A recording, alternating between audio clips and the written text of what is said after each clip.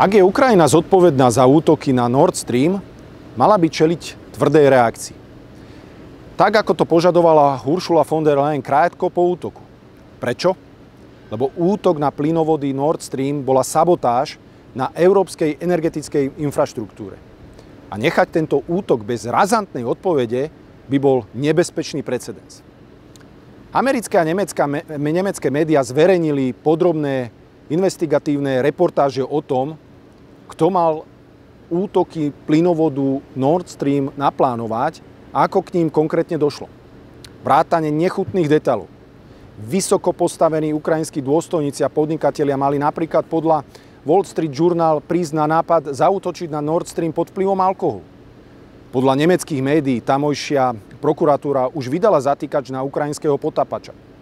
Stihol však údajne uniknúť cez Poľsko na Ukrajinu a tá ho nemieni vydať. Najvyššia predstaviteľka Európskej únie Ursula von der Leyen po útoku v roku 2022 vyhlásila, že ide o sabotáž.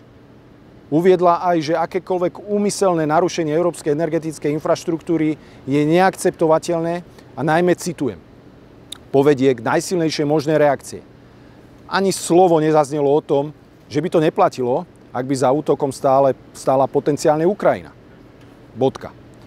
Reakcia Európskej únie bola v čase útoku úplne logická, lebo išlo o sabotáž na európsku energetiku a ponechanie tohto násilného aktu bez tvrdej reakcie by bolo nebezpečným precedensom.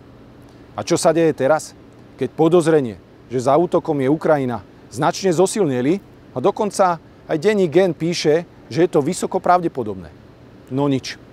Poprední európski aj naši politici, ktorí zároveň aktívne podporujú vojnu na Ukrajine, o akejkoľvek prípadnej zodpovednosti Ukrajiny mlčia. Kde sú naše progresívne médiá, ktoré z útoku obviňovali Rusko?